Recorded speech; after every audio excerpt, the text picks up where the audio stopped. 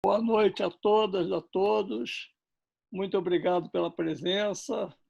É uma honra estar aqui com vocês. Sou um fã e admirador do Barão, tanto do original, Aparício Torelli, quanto da associação de vocês, do Miro, que virou meu melhor amigo de infância recentemente. Mas estamos nessa luta todos juntos. Tem antigos companheiros aqui de muitos anos, Beth Mendes, Idelgart, Roberto Amaral, com quem eu tenho o prazer e a honra de ter feito a primeira greve legal no Brasil pós-64 do Sindicato dos Professores, quando a gente conseguiu fazer uma greve legal no país onde todas as dificuldades eram impostas.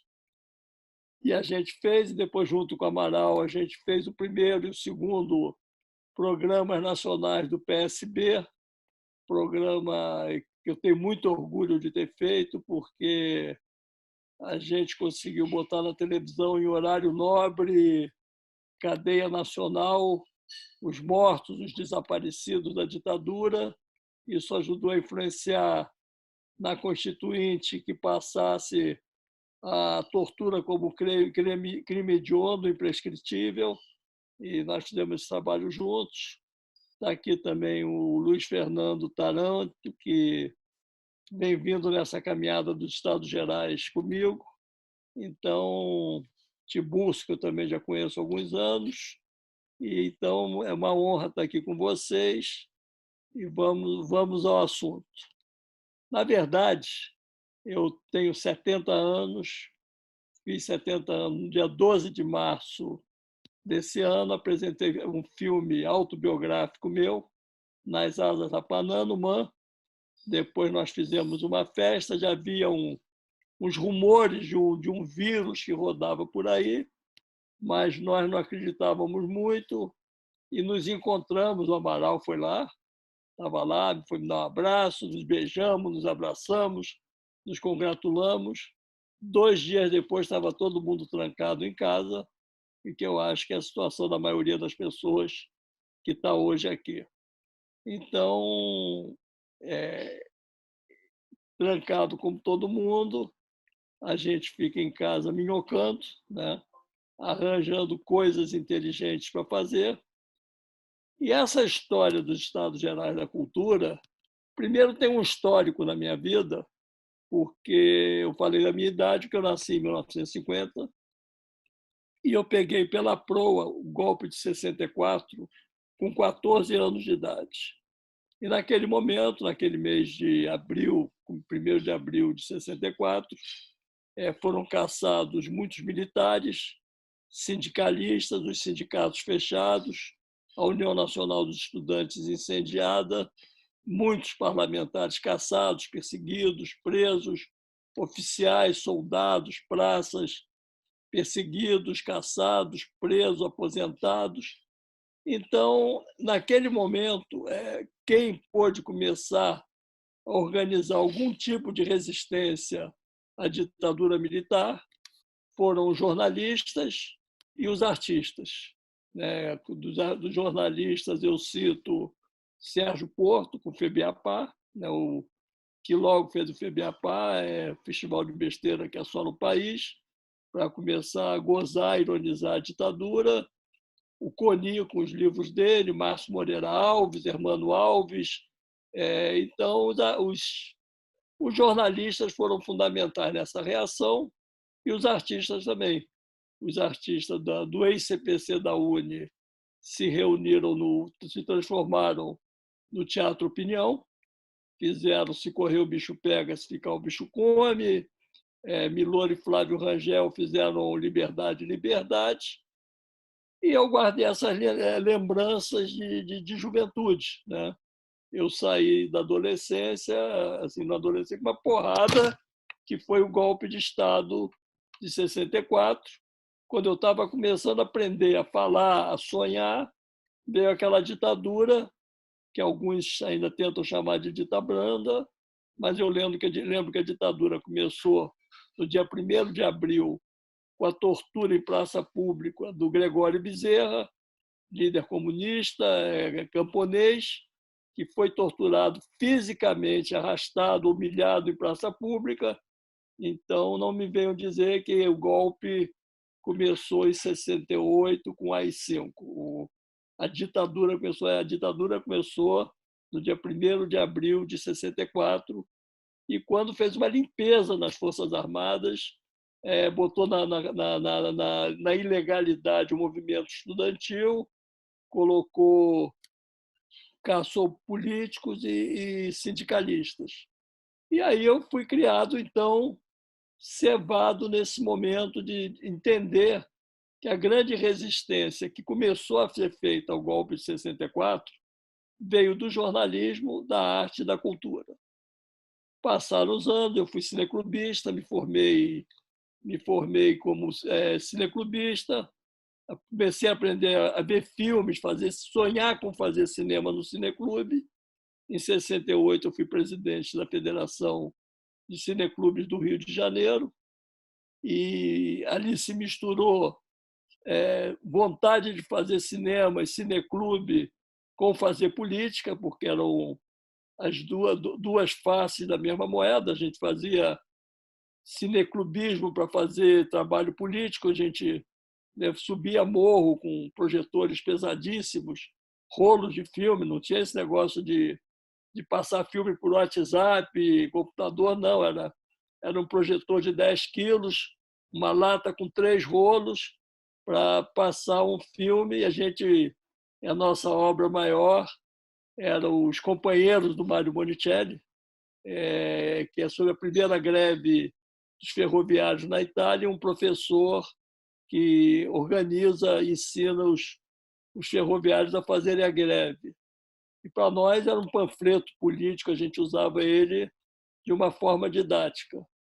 Muitos anos depois, nos anos 2000, eu tive a honra de entrevistar o Mário Monicelli, contei essa história para ele, que agradeci muito a ele de ter feito aquele panfleto político que facilitou muito a nossa vida, e ele me falou: engraçado, aqui na Itália os companheiros da comédia. Aqui no Brasil era um filme que mudou a vida de pessoas. Eu tenho um amigo que ia ser advogado e virou professor de história por conta dos companheiros. Mas é a vida que nos faz assim. Não vou ficar contando minha vida toda, dar um corte. Vemos por 70 anos o golpe que depois a presidente Dilma, em 2016, saculejou esse país para pior, para muito pior. Fez-se uma reforma trabalhista com pretexto de melhorar as condições e que aí ia haver investimentos no Brasil, que a economia ia funcionar. Os sindicatos foram os grandes prejudicados, os trabalhadores perderam direitos e a economia não moveu uma palha. Depois veio a reforma da Previdência, que foi outra mentira, porque também não resolveu nada. E, em março desse ano, de 2020, anunciou-se o PIB do Guedes. E o PIB era um PIBinho, foi um PIB de 1%. Ou seja, todas as medidas que eles tomaram esses 2 anos para reativar a economia, ela funcionar, não funcionou. E o projeto do governo Bolsonaro é um projeto de destruição do país. Entre as medidas que ele toma, é uma coisa pensada, e ele destruiu a base cultural do país. Ele, como todos os governos que detestam a inteligência, o primeiro ato, quando eles assumem, é fechar o Ministério da Cultura. Aconteceu com Collor, aconteceu com Temer, depois o Temer se arrependeu e voltou atrás, e o Bolsonaro não fez diferente, acabou com o Ministério da Cultura, perseguiu as universidades, perseguiu a educação, perseguiu a ciência. E a verdade é que os artistas e o pessoal da cultura está desempregado há 2 anos. Agora saiu a Lei Aldir Blanc, que é fundamental, porque ela dá uma ajuda ao pessoal, sobretudo o pessoal da técnica cinematográfica, artística, que vive da arte, cenotécnicos, contra-regras, figurinistas, eletricistas. Esse povo não tem do que comer porque, efetivamente, com a pandemia, teatros e cinemas estão fechados. Mas é importante dizer que essa crise antecede a pandemia. Essa crise vem de 2018, quando o governo desse caso doente que está na presidência da República resolveu terminar com todas as atividades artísticas e culturais no país, cortou os patrocínios. Eu me lembro o orgulho com que o presidente da Petrobras, ao tomar posse, disse que estava terminado o patrocínio do cinema, que era uma atividade tradicional da Petrobras. O BNDES que terminou com o patrocínio, Caixa Econômica, Banco do Brasil. Para eles, o massacre foi motivo de gozo. Então, nós estamos paralisados já há 2 anos e eu comecei a pensar numa reação já antes da pandemia. Em fevereiro, eu convidei para uma reunião lá em casa o Luiz Fernando Taranto, que está aqui, que é meu grande brother, agitador incondicional. Chamamos o Aderbal Freire e o Éric Nepomuceno e pensamos, vamos fazer um ato político de homenagem à resistência dos artistas durante a ditadura militar. Vamos encenar trechos de peças de teatro que aconteceram durante a ditadura, trechos de Liberdade, Liberdade, Se Correr o Bicho Pega, as peças do Oficina, Galileu Galilei, né? E homenagear todos os artistas, cantores, poetas, todo mundo que resistiu ser homenageado numa grande jornada no Circo Voador. Nós falamos com a Maria Jussá do circo topou ceder o circo, então nós começamos a nos preparar para fazer essa jornada que seria um primeiro passo de resistência. Veio a pandemia, nós nos desmobilizamos, e aí eu um dia não aguentava mais a catatonia que nós estamos vivendo. Nós vivíamos num estado absolutamente catatônico. Eu tive que aprender a mexer com o WhatsApp, eu sempre fui arredio ao WhatsApp, porque aquilo ali é um vício. E eu falei, eu vou transformar o WhatsApp numa arma de luta e vou fazer um filme que vai se chamar Cinezap. Eu vou recolher tudo que eu recebo de todo mundo e vou separar material para fazer um grande documentário por WhatsApp do estado de espírito das pessoas. Então, uma vez a pessoa me escreve triste, outra vez ela me escreve, conta uma piada, me manda uma música romântica, manda uma paródia, e com isso eu consigo reconstituir o espírito das pessoas durante a pandemia. Esse é um equipamento, é um cinema que eu tenho orgulho de estar fazendo, que eu tenho certeza que meu mestre Cris Marquer adoraria ter feito esse filme, o Glauber também. Então, por uma questão de idade, eu estou tendo o privilégio de fazer. E aí eu chamei, eu resolvi sair dessa catatonia, falei, não dá mais para a gente ficar aqui, cada um no seu canto, resmungando e se lamuriando. E aí eu fiz um texto, um manifesto, em que eu convocava a gente a reconstruir o Ministério da Cultura, o Ministério da Cultura não como um ministério de governo, mas um ministério de Estado, que a gente tinha que enfrentar isso que estava aí e que é fundamental a gente ter um Ministério da Cultura. Aí as pessoas dizem, você é louco no governo Bolsonaro, você propôs o Ministério da Cultura. E eu respondi, olha, eu prefiro ser criado por uma madrasta do que viver num orfanato. Está tudo fragmentado e eu comecei a ter essa reação quando eu comecei a participar de ações de solidariedade com a casa de Rui Barbosa, onde eu encontrei o Amaral, estávamos juntos lá, no meio da rua, encarando a polícia, porque os caras resolveram fechar a casa de Rui Barbosa. A Ancine está um caos, não funciona. A Funarte está um caos há 2 anos e agora termina de ser nomeado um coronel para presidir a Funarte.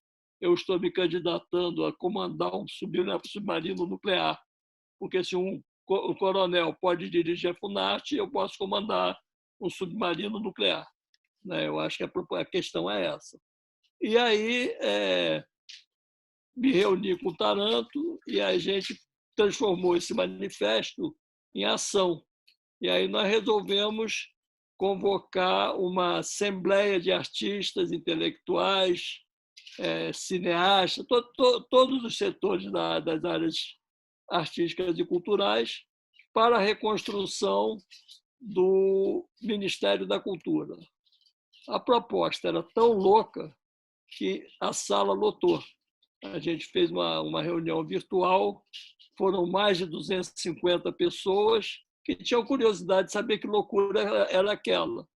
E aí, aquela loucura, o Estado Geral da Cultura, propondo a recriação do Ministério da Cultura, lotou. E aí a gente discutiu, montou um comando de organização para funcionar um pouco. É um comando absolutamente horizontal, não tem presidente, não tem secretário, não tem tesoureiro, não tem dinheiro envolvido, não é registrado, para não gerar os conflitos das ONGs. Porque a ONG já aparece, vamos fazer a captação, vamos não sei o quê. Quando a gente tem despesa, a gente mete a mão no bolso, faz uma vaquinha e vamos em frente. E aí nós montamos os Estados Gerais da Cultura e vamos começar a entender esse momento que a gente está vivendo. Nós já estamos indo para o 7º encontro. O primeiro encontro foi essa loucura de recriar o Ministério da Cultura.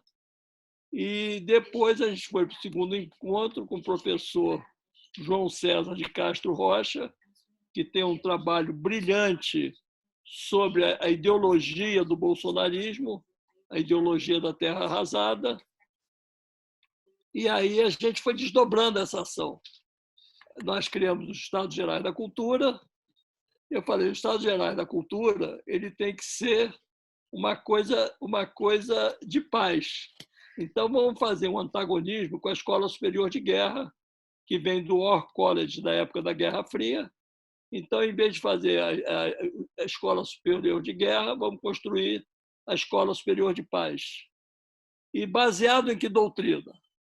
A doutrina que vigora contra nós é a doutrina de segurança nacional, em que o inimigo é interno. As Forças Armadas existem para proteger nossas fronteiras e, na verdade, desde a ditadura, desde a Guerra Fria, que vigora a doutrina de segurança nacional e o inimigo é o inimigo interno. Ora é o comunista, ora é o cara da favela, e aí é o que vigora por parte da doutrina de segurança nacional. Falei, nós vamos criar a doutrina da segurança emocional, em que nós vamos reproduzir uma sociedade em que a âncora seja o estado de bem-estar social. No momento que você reconstruir o estado de bem-estar social com habitações aeradas, confortáveis para todo mundo, em que uma família não more toda num cômodo só, uns contaminando os outros de Covid, nós vamos ter uma qualidade de vida melhor para o povo. Se nós dermos transporte de qualidade, é melhor.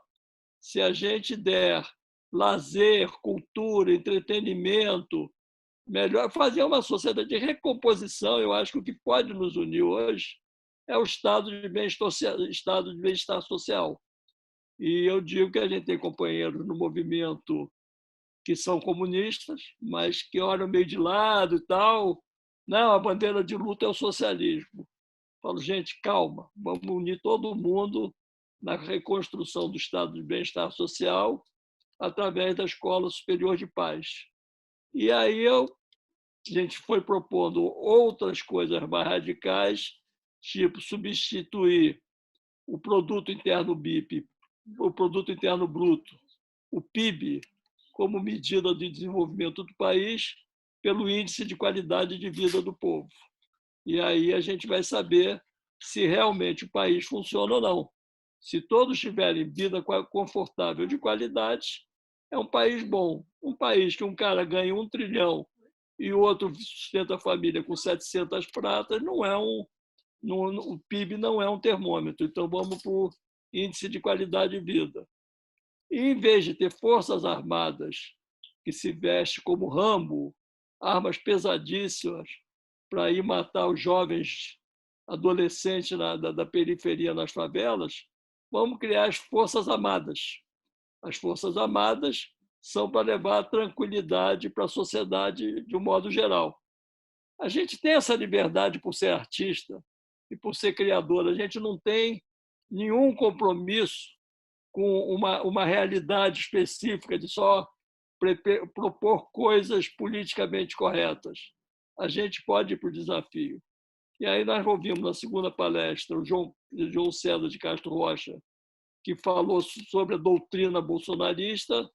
Na terceira, nós demos posse ao Célio Turino como reitor da Escola Superior de Paz, porque ele foi um dos inventores dos pontos de cultura, ele tem essa ligação, ele é ligado ao Papa Francisco, o Papa Francisco pediu a ele para estender os pontos de cultura à América Latina, a gente achou que era um nome interessante para ser o reitor da escola, ele aceitou, a segunda palestra foi dele, a terceira palestra foi do Pedro Serrano, que é um grande advogado, constitucionalista, que falou que é isso mesmo, que quem pode mudar o mundo são os artistas. A gente fez uma quarta palestra. Quem foi a quarta palestra? O Mosquito. Foi o Pedro Serrano. Em Mosca. Teve um dia que não teve, a gente pulou no final de semana. Teve um final de semana que não teve, e teve seria agora o Zé Bessa, e o Zé Bessa ele foi seria a quinta palestra, seria o Zé Bessa, mas os bolsonaristas invadiram a sala e aí a gente conseguiu ainda numa manobra junto com a BI nos ajudou, foi muito eficaz ali, que nós abandonamos a sala onde a gente estava e fomos para uma sala da BI, e parte do público foi pelo YouTube, e a gente conseguiu, pelo menos com galhardia, encerrar sem se sentir derrotados pelos bolsonaros. E a última palestra mais recente foi domingo agora, foi o psicanalista, dramaturgo, ator, diretor de teatro Antônio Quinet, que falou da arte versus a pulsão de morte. Foi uma palestra maravilhosa.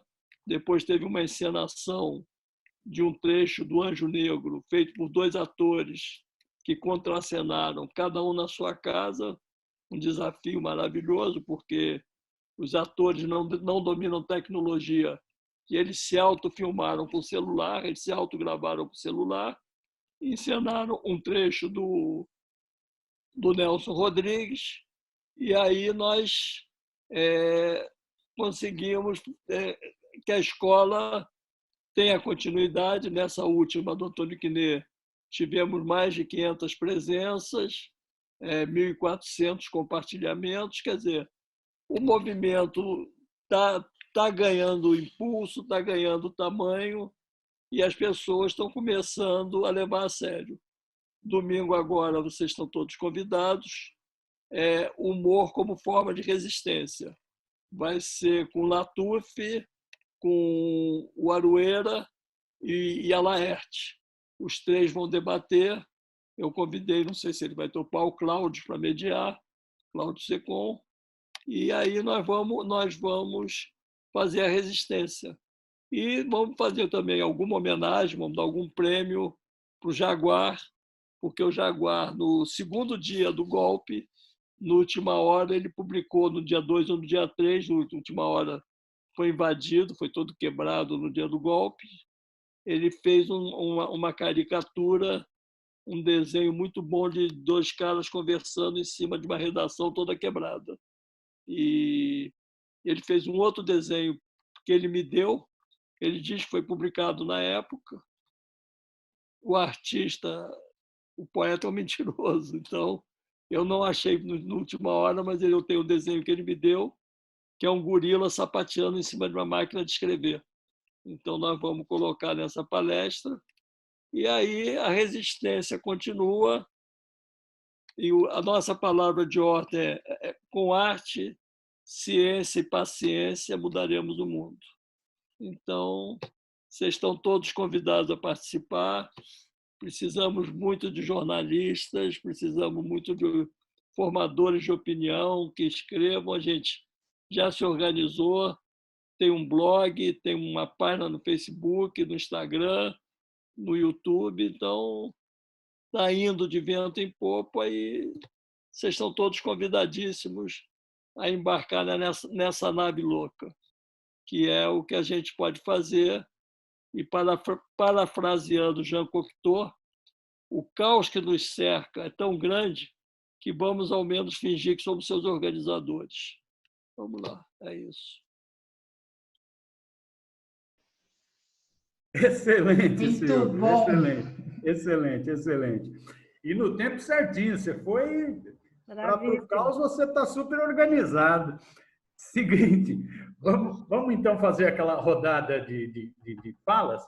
Estava sugerindo isso, uma bateria de umas 5 entre perguntas, opiniões, sugestões.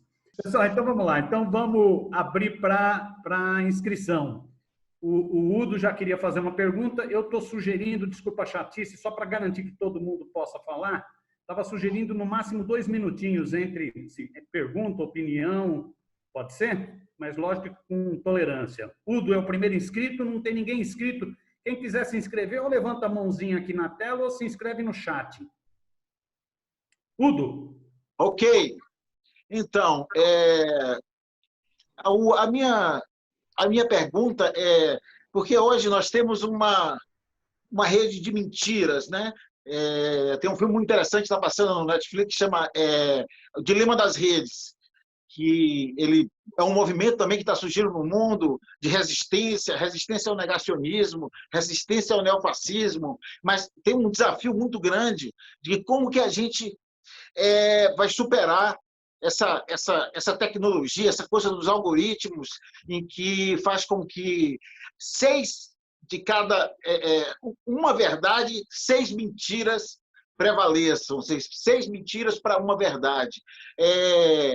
Eu falo sobre isso porque é um desafio assim, muito grande. Como a gente vai, tecnologicamente, também poder usar, né, a tecnologia ao favor da verdade, né? Se tem alguma coisa assim nesse sentido que a gente pode trabalhar.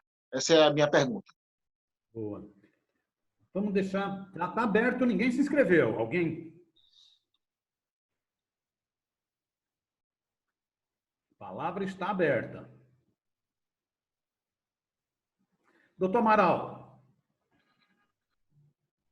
Som. Liga o som. Deu. Eu quero fazer um acréscimo, uma adição à tragédia. O que está ocorrendo, que foi muito bem descrito exemplarmente descrito pelo Silvio, isso fecha um círculo que tem no centro a destruição da universidade brasileira. Essas duas coisas não estão isoladas. A destruição do cinema brasileiro, da cultura brasileira, e a destruição da universidade fazem parte de um projeto. Não me interessa se é fascista, proto-fascista, o que seja, não vou perder tempo com qualificação, mas um projeto escroto de destruição da alma nacional. O capitão, com a ajuda do Rodrigo Maia, já está em discussão no Congresso Nacional a proposta de orçamento para 21, que retira das universidades públicas, de saída, R$1 bilhão. E por que atacar a universidade pública? Porque é lá que se faz a cultura, É lá que se formam os mais pobres, é ela que está espalhada no Brasil inteiro, é ela que faz pesquisa, é ela que pode fazer resistência. Eu estou fazendo essa observação e não quero me alongar, porque, Silvio, nós precisamos, é um problema, você ainda é professor, eu fui professor, quero lhe lembrar a nossa greve na PUC, a nossa academia tem muros muito altos. Ela não dialoga com a sociedade. Então, vamos nós derrubar esse muro. Vamos levar essas questões para dentro da universidade, porque ou nós todos sobrevivemos, não pensa a universidade que vai enfrentar essa crise sozinha. E nós só vamos enfrentar a crise da cultura se nós conquistarmos a sociedade. Se ela não entender a importância disso, nós estamos fadados ao fracasso. E é fundamental nós falarmos à sociedade.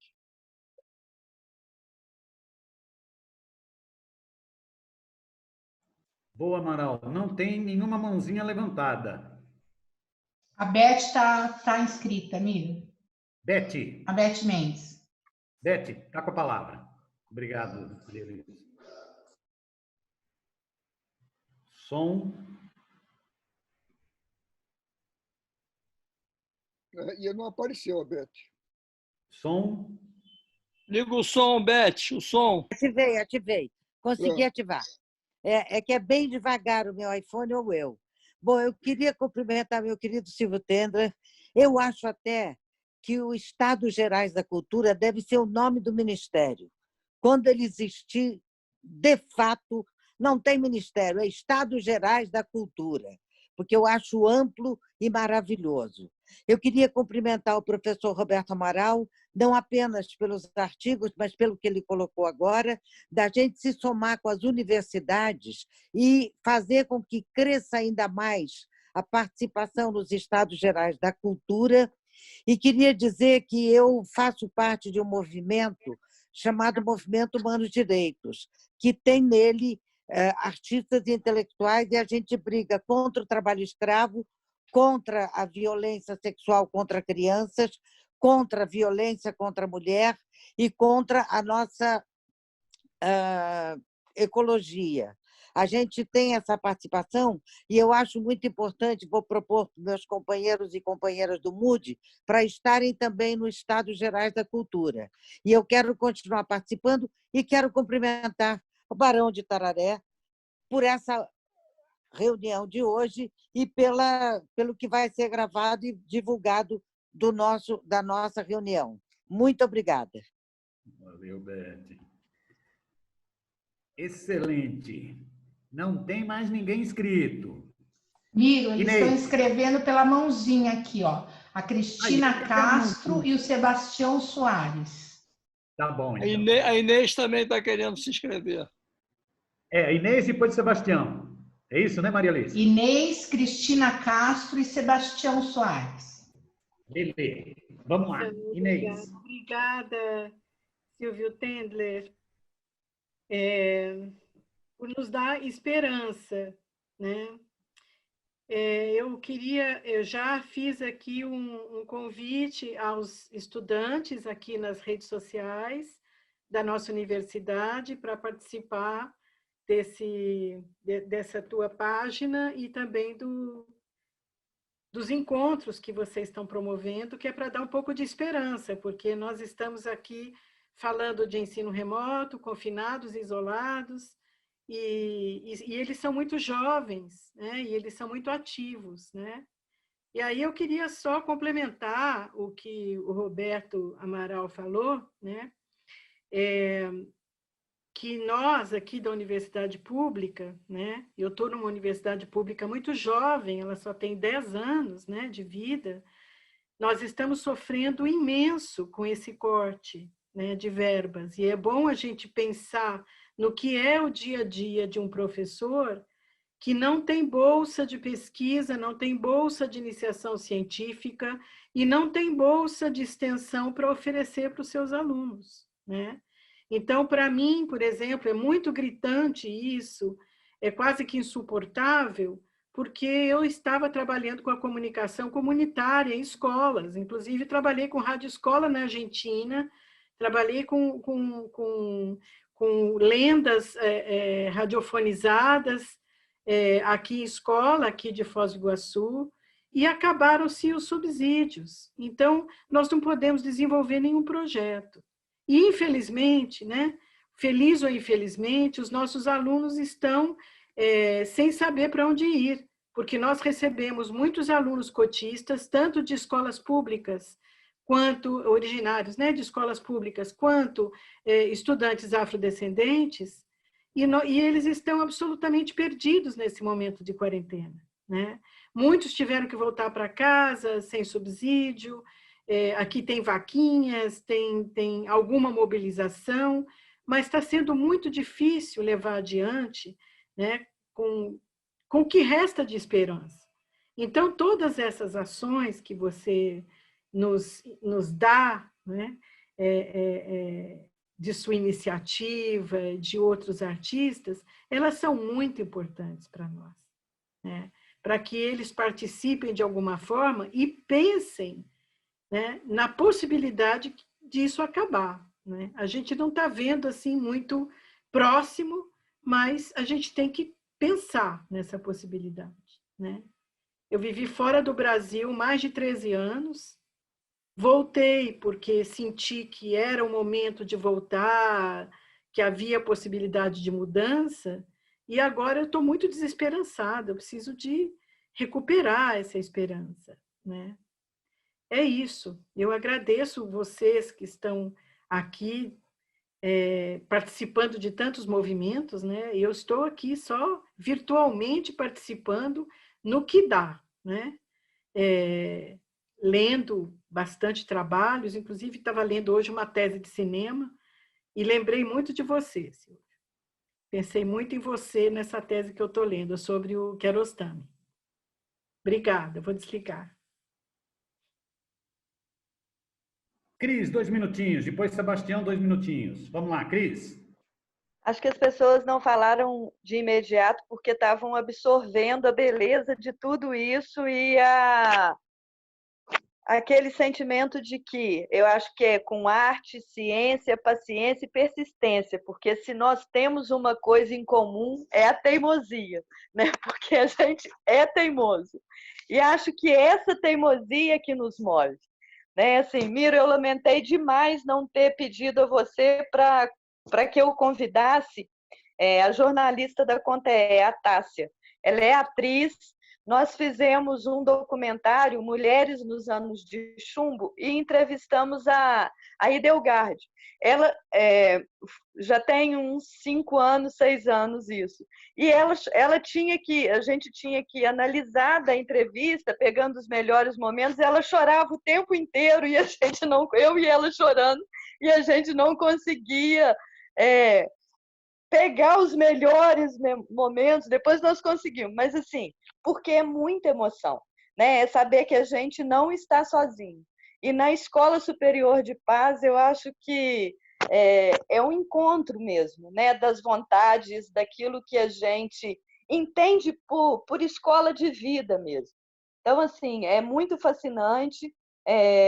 Vou apresentar, nós temos executiva da nossa confederação, vou apresentar para a gente passar para todos os nossos sindicatos, porque são experiências que precisam contaminar, né? São essas pegadas que movem e que impulsionam para que, de fato, a gente possa estabelecer os estados gerais da cultura.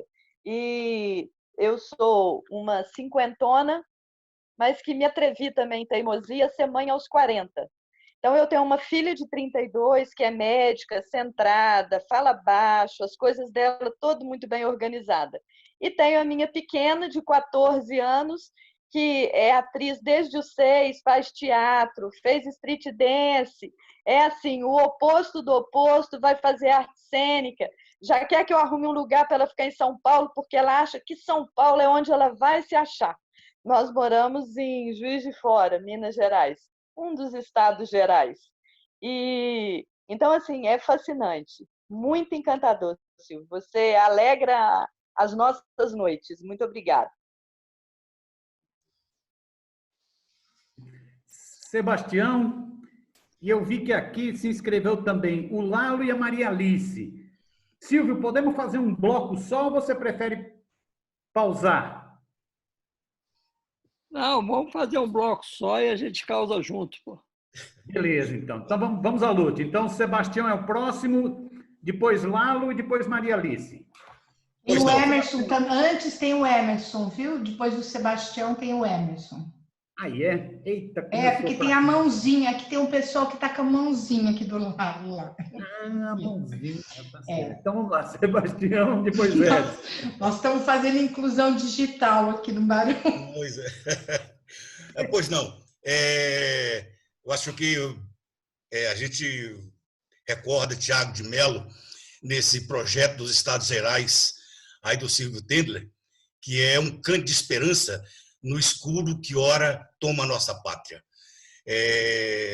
E estendendo a observação do professor Roberto Amaral sobre a destruição das universidades, eu aponto aqui uma questão urgente e imediata que está tramitando no Congresso Nacional, que é a destruição do Estado brasileiro construído na Constituinte de 1988. A PEC 132 da reforma administrativa de Bolsonaro, ela tem o poder de uma constituinte. É um absurdo, porque ela desconstrói, não só desconstrói, ela reconstrói um Estado ultraliberal, e aí o ataque à universidade vai ser o ataque a todos os pressupostos do Estado social duramente conquistado na Constituição Cidadã. Eu acredito que os Estados Gerais da Cultura, nessa ampla abordagem, nessa horizontalidade que se constitui, pode nos ajudar muito. Eu sou servidor público, nós estamos organizando jornadas permanentes em defesa dos serviços públicos. Eu acho que pode ser uma luz. Os artistas são fundamentais, porque não é um projeto simples, não é uma reforma administrativa, como até muitas pessoas entre nós mesmo têm falado, é uma reforma do Estado. É uma reestruturação do Estado brasileiro pelo nexo mais perverso possível. Saúde, educação, transporte, saneamento, tudo vai ser mercadoria barata jogada para o mercado. O desmonte é tamanho que, por exemplo, acaba com os concursos públicos para criar a tal da seleção simplificada para contratos temporários. Nós voltamos à República Velha. Os velhos coronéis vão assumir os postos de trabalho e vão se manter perpetuamente indicando os seus protegidos. Então, portanto, eu acho que esse é um tema que dialoga com os Estados Gerais da Cultura e pela pertinência, Silvio, da sua ideia, eu acho que nós temos aí um espaço muito grande de trabalharmos na conscientização, no esclarecimento, a importância de vocês desse projeto para trazer a sociedade para entender que a reforma não é para cortar privilégios, a reforma é o contrário, é para aumentar os privilégios dos que são hoje proprietários do Estado. Muito obrigado. Boa, Sebastião. Quem era a próxima, Maria Alice? Desculpa. Quem que era? O Emerson. Oi. Emerson, vamos lá, Emerson. 2 minutinhos. Rapidinho, uma pergunta. Eu vou fazer uma pergunta bem direta, assim, bem rápida mesmo. Silvio, me passa o seu WhatsApp. Legal esse negócio do CineZap que você está fazendo. Desculpa, comecei já na zoeira. Eu acredito muito na arte, na cultura e na criação de relações orgânicas entre as pessoas e ligações, e essas redes orgânicas de solidariedade e de amor que vão se espalhando. Isso que o Silvio falou das forças amadas, isso é maravilhoso. Isso é uma coisa maravilhosa.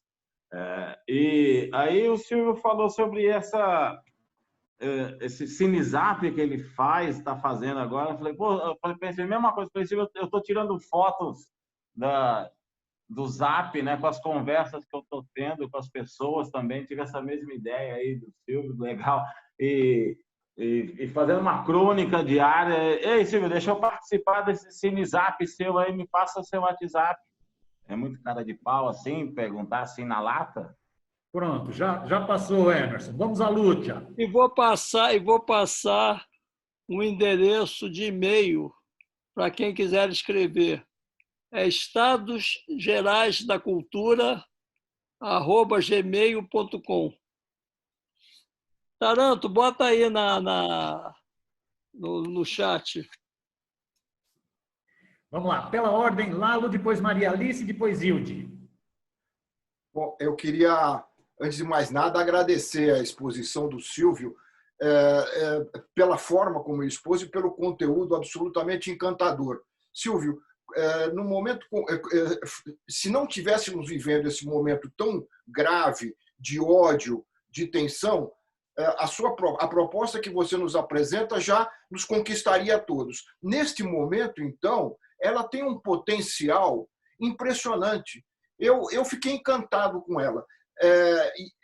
E a minha pergunta, né, e a minha sugestão é que ela se espraie. Eu acho que o Barão, posso falar aqui, eu sei que o Miro já está fazendo isso, né? O Barão está integrado, né, nesse trabalho. Mas quantas outras organizações da sociedade, se puderem te ouvir, como nós te ouvimos hoje, quantas elas estarão também se envolvendo? Eu acho que essa ideia de Estados Gerais da Cultura, você traz o Célio Turino para ser o nosso reitor. São ideias maravilhosas que têm que ser espalhadas por esse Brasil todo. Eu estou, na verdade, é uma pergunta, né? Se vocês têm, como é que vocês pretendem, ou se vocês têm essa pretensão de como espalhar isso pelo Brasil, se não tiverem ainda, eu sei se essas coisas não são fáceis, eu quero que isso seja estimulado. Eu fiquei encantado também com a sua apresentação, ao lembrar, e isso precisa ser lembrado, porque as novas gerações não conhecem o que foi a resistência dos artistas à ditadura de 64. Né? Muitos de nós estivemos naquelas apresentações musicais, no teatro, no cinema, era uma forma brilhante de resistência. Você citou Liberdade e Liberdade, que eu vi 3 vezes, Silvio. Eu vi no Rio, eu vi em São Paulo e vi em Montevidéu. E no meio, isso era 1971, 72, se não me engano, e os atores eram interrompidos pelo público, que gritava frente ampla, frente ampla. Estava se constituindo ali a frente ampla, que chegou depois ao governo do Uruguai, para ver a força, né? E a intersecção que existe entre a cultura e política, que tem que ser retomada nesse momento. Você falou borocochô, estamos borocochô mesmo. E você nos dá esse alento. E eu espero que esse alento que você nos deu, tenho certeza, a todos que participaram dessa reunião de hoje, você dará a muitos mais. E nós, na medida do possível, estaremos tentando colaborar para que essas ideias dos Estados Gerais da Cultura, como você nos expôs, ganhem o país todo. Muito obrigado, viu, Silvio, por essa conversa de hoje. Maria Alice, depois Hilde. Bom, Silvio, eu quero dizer para você que eu fiz faculdade de História no começo dos anos 80, e aí acompanhei, terminei a faculdade em 86, e você já tinha produzido Django e os anos JK. E eu quero dizer a você que isso foi definitivo para os estudantes de História naquele momento, que as faculdades de História ela tinha um ranço bastante conservador, né? E aquilo trouxe essa questão da ditadura, né, para o centro do debate. E aí, assim, eu fiquei muito emocionada hoje de te ver na vanguarda, assim, porque, na verdade, a Escola Superior da Paz e as Forças Armadas são as nossas colunas guerrilheiras em tempos de algoritmo, tá certo? Eu acho sensacional, já estou assim, quero saber onde é que eu tiro a carteirinha, porque eu acho que nós temos que sair da caixinha para enfrentar esse bicho que está aqui na nossa frente. É isso, assim, muito emocionada, é muito legal te ouvir.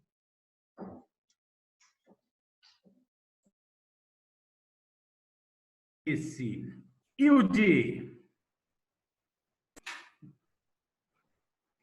Som Hilde. Aqui. Silvio, eu quero me inscrever nas suas forças amadas, porque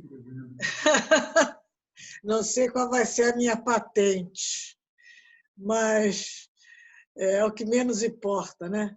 Porque quem viveu a ditadura e sentiu a opressão da ditadura jamais pensou que fosse viver de novo um Estado militar como nós estamos vendo agora.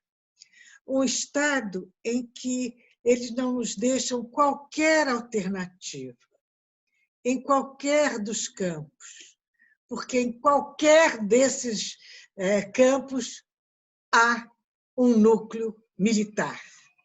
Esse governo é muito mais aparelhado nesses termos do que os próprios governos militares.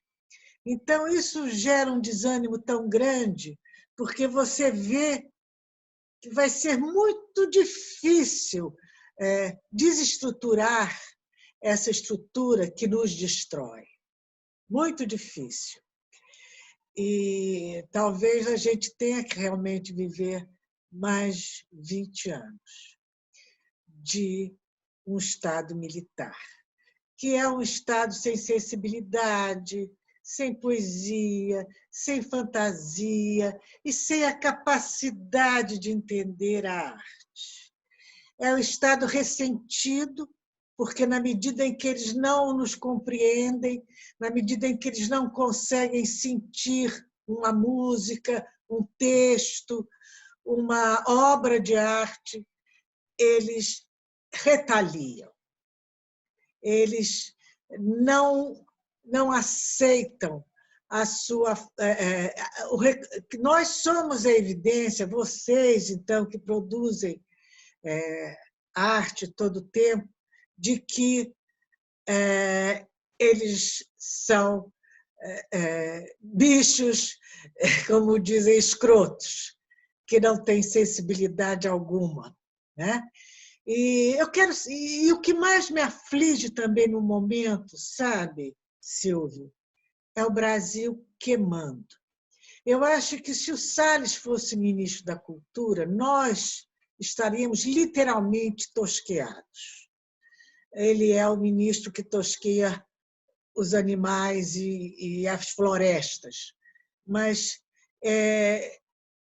eu pensei em você ter, nesse seu lindo país paralelo, nessa nação Silvio Tendler, nessa nação de índice de qualidade, também uma preocupação ambiental, porque nós estamos na beira de não sobreviver. Isso literalmente. Aí não haverá cultura, não haverá sonho, não haverá fantasia, porque não haverá humanidade. E nós, no Brasil, estamos pioneiros na morte por doença e agora na morte da nossa natureza pelo fogo. Então, eu ia propor nos estados, os estados emergentes da vida, né? Da sobrevivência, porque essa infelicidade que paira no ar, que nos faz ser um povo com esse nível alto de ansiedade, ela é fatal.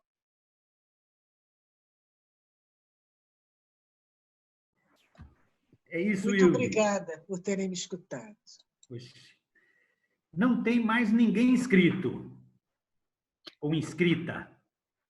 Tadeu Silvio. de Pietro. Tadeu, vai lá, Tadeu. Silvia vai responder no final, né? Isso. Tadeu. Tadeu. Pronto. Eu estava num lugar meio escuro.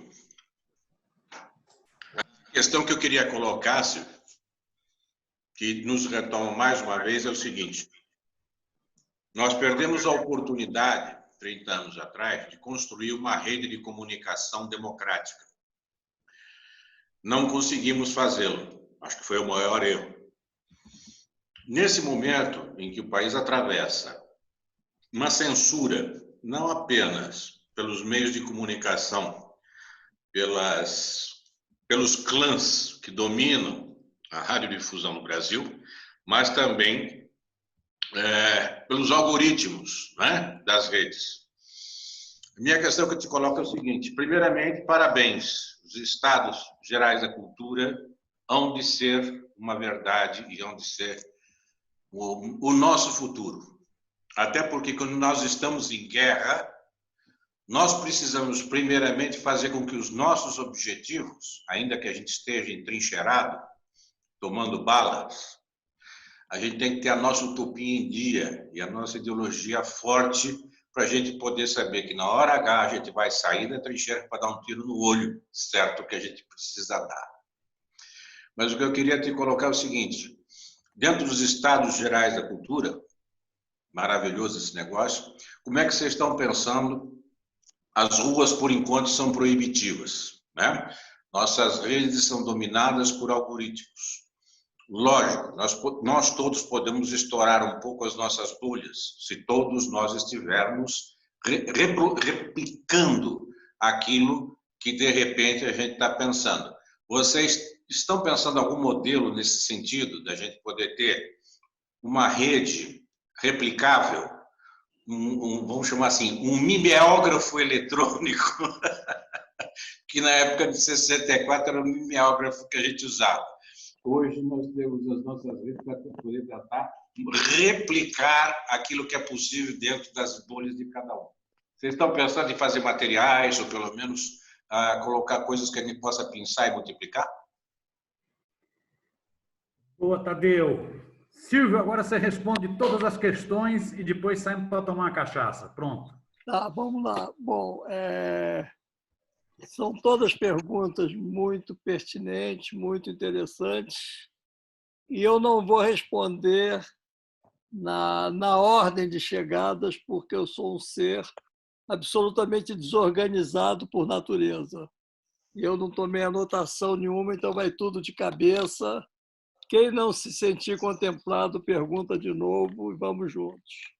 Eu vou começar pela Idelgard. E é evidente que a natureza é uma das centralidades desse projeto.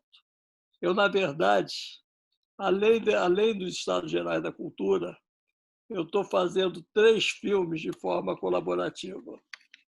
Tudo por videoconferência. Eu estou fazendo um filme chamado A Bolsa ou a Vida, em que eu discuto se a centralidade vai ser o ser humano e a natureza ou o cassino financeiro. Que mundo nós queremos viver pós-pandemia? E aí que essa tua questão é fundamental. É fundamental, eu estou entrevistando, eu estou conseguindo materiais maravilhosos e eu oscilo entre a ousadia e o desespero, porque eu acho que vai dar tudo certo. E aí, no dia seguinte, eu vejo uma fotografia das praias, quando abriram todo o lixo na praia, as pessoas descartando material do coronavírus em locais públicos, sem nenhum cuidado com o outro, e as queimadas no Pantanal e na Amazônia, isso aí me dá um desespero absurdo. E aí eu estou fazendo um filme sobre isso.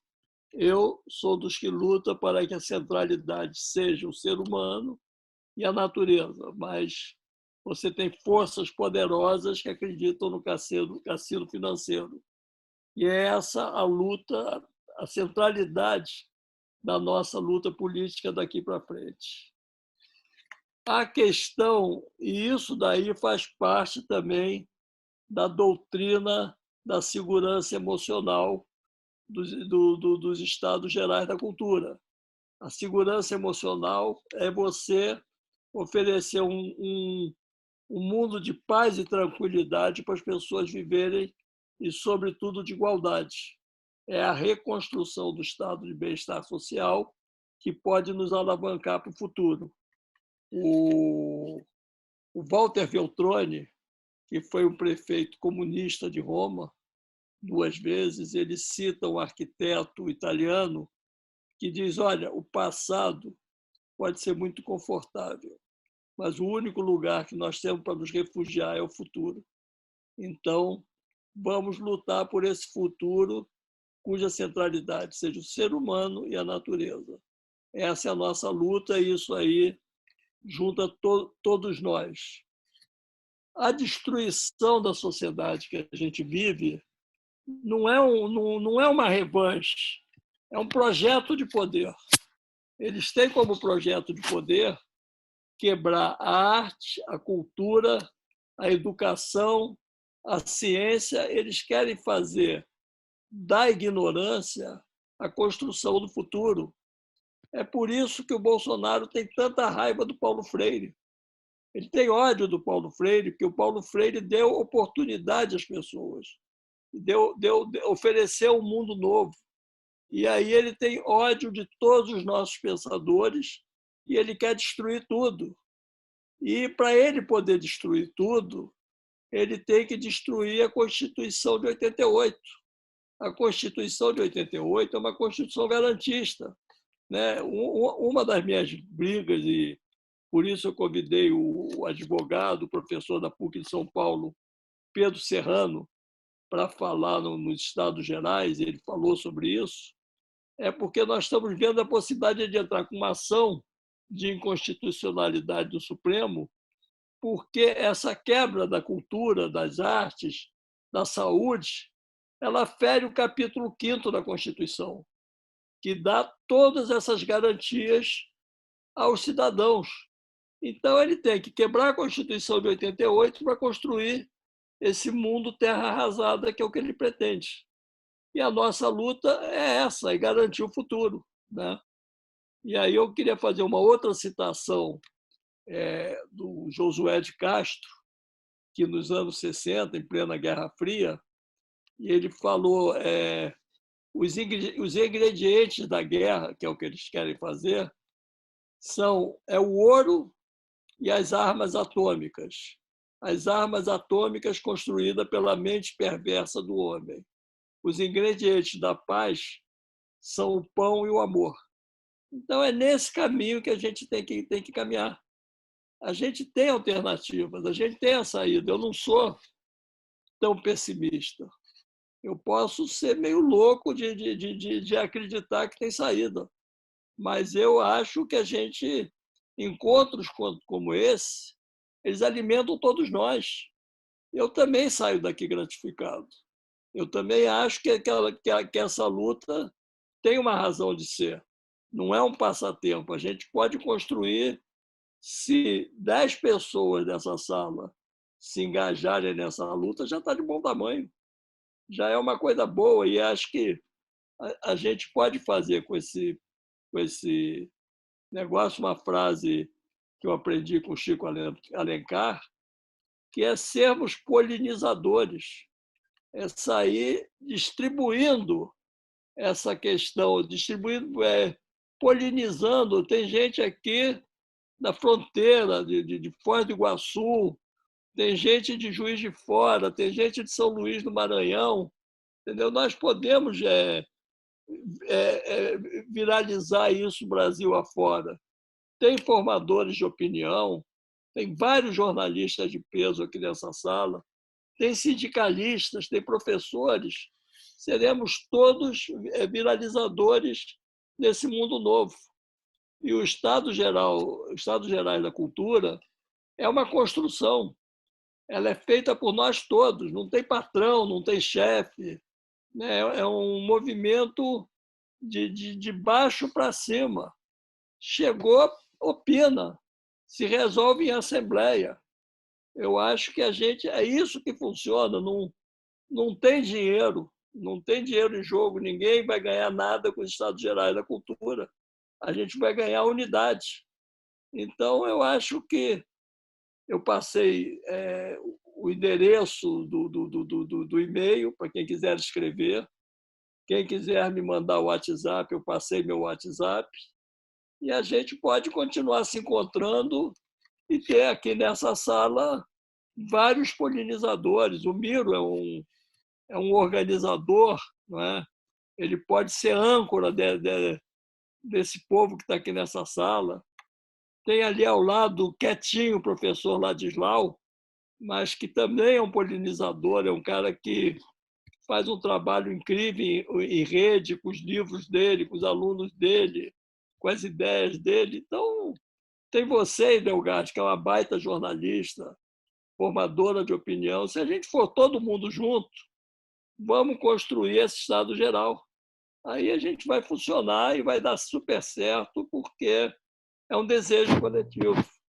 E eu estou dizendo que eu não tenho medo das tecnologias, porque elas são o que são, elas estão aí.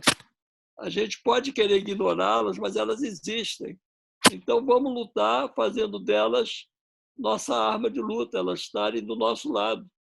Vamos usar o WhatsApp a favor da gente, vamos usar a videoconferência. Eu estou fazendo um monte de filmes com videoconferência. Eu consegui, um mês atrás, entrevistar o Ken Loach lá na Inglaterra. Quem conhece cinema e gosta de cinema sabe quem é o Ken Loach, né? O cara que fez o filme contra a uberização do trabalho, fez o filme sobre a Guerra Civil Espanhola. É um guru do cinema político e conversou comigo assim como nós estamos conversando agora.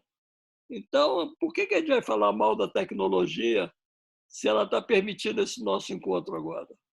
Há quanto tempo a gente não se vê, Hilde? E a gente está se vendo agora. É de longe, não é com um abraço fraterno que a gente gosta, mas a gente está conversando.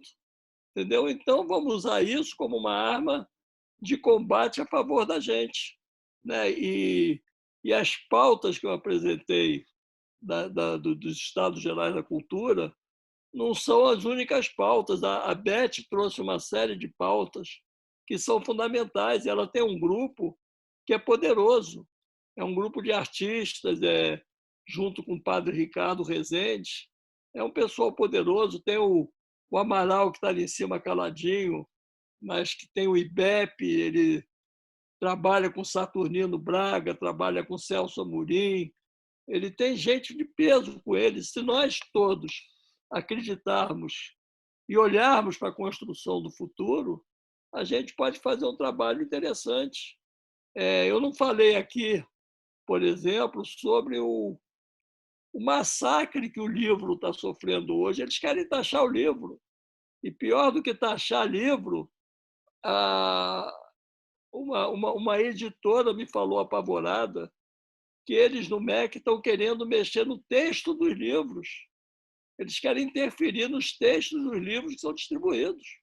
Será que eles vão querer reescrever Oswald de Andrade, Machado de Assis? Será que eles vão distribuir censurado? Essa é a questão que a gente tem que lutar pela construção desse futuro. E aí a gente juntos consegue, né? Hoje a gente falou para um público especial. Então, todo domingo a gente fala, e isso vai crescendo, e as pessoas vão conversando entre elas, e existem movimentos paralelos, porque a gente também não quer ter o monopólio de nada, nós não somos dono das ideias.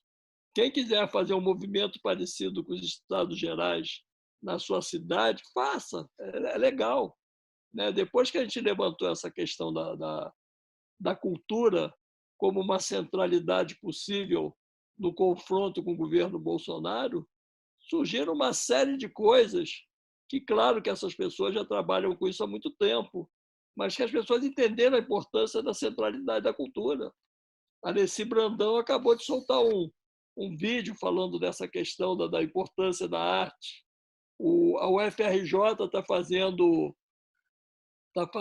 um debate com Gilberto Gil sobre a importância da cultura.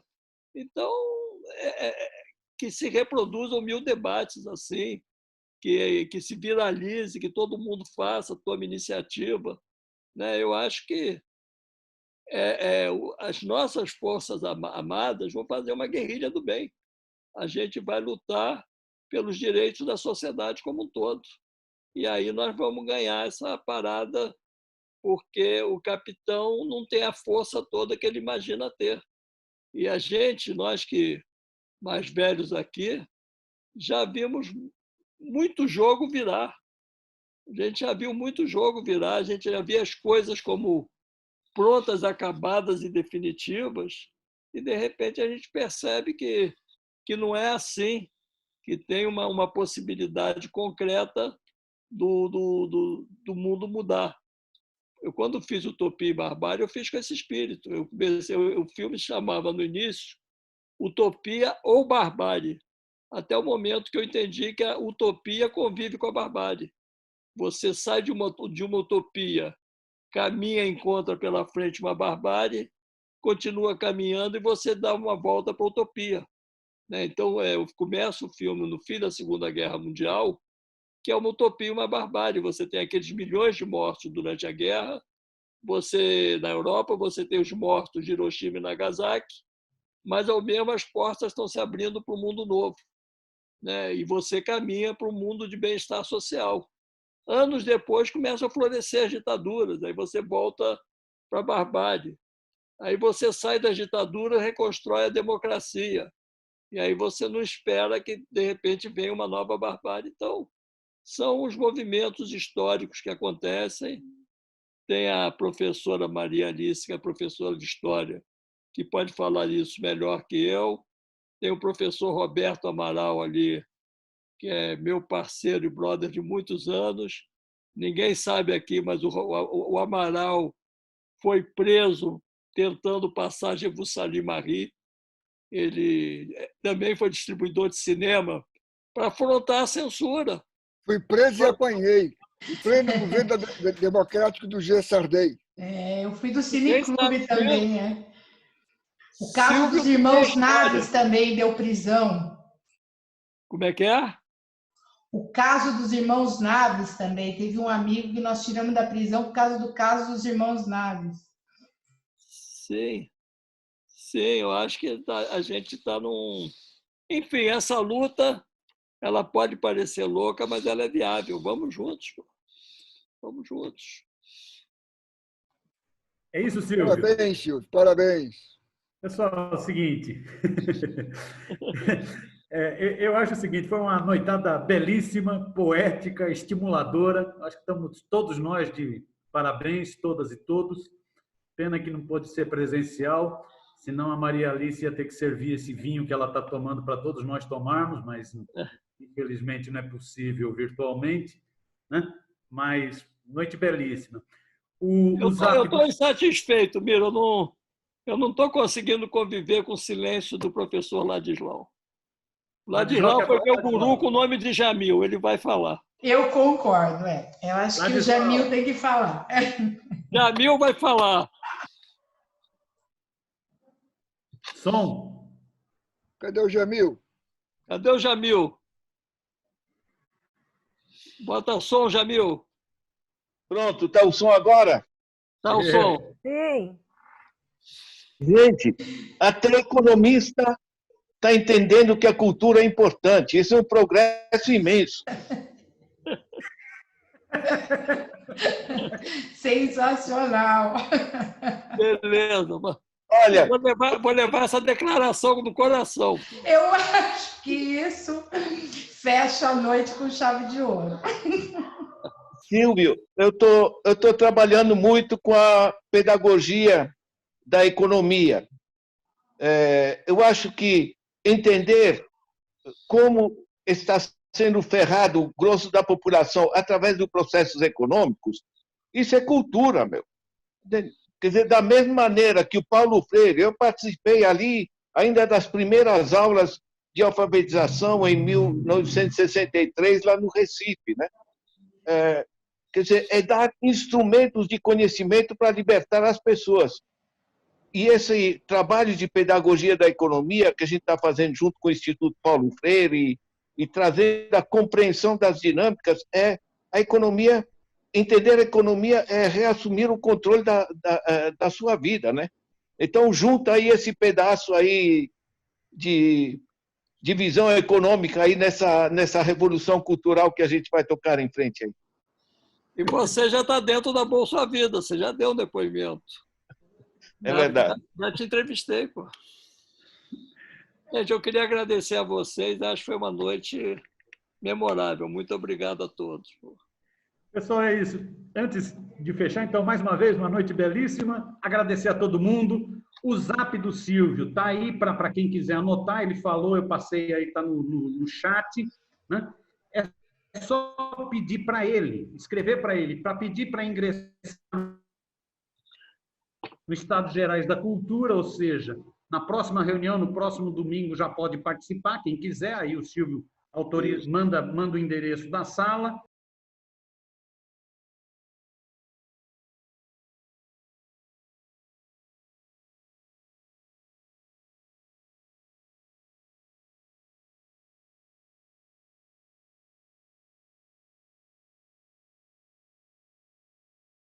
Todos convidados para o Estado Geral da Cultura, né? E agora é viralizar, é fazer, multiplicar. Acho que foi uma belíssima noite, eu acho que estamos todos de parabéns. Miro, deixa eu só falar uma coisa. Quem quiser participar, domingo é às 17 horas no YouTube dos Estados Gerais da Cultura. Tá bom? Então, os Estados Gerais da Cultura, 5 horas da tarde. Domingo agora é Humor é Resistência. Aroeira, Latuf, Laerte. Ótimo, maravilhoso. Obrigada. Abrir os microfones para um salva de palmas. Opa, bravo, bravo, Silvio. Beijo para todo mundo. Saudade, beijo, Miro, beijo todo mundo. Beijo, um brinde. Obrigado. Valeu, Silvio. Obrigadão, viu, mestre? Maravilha, maravilha.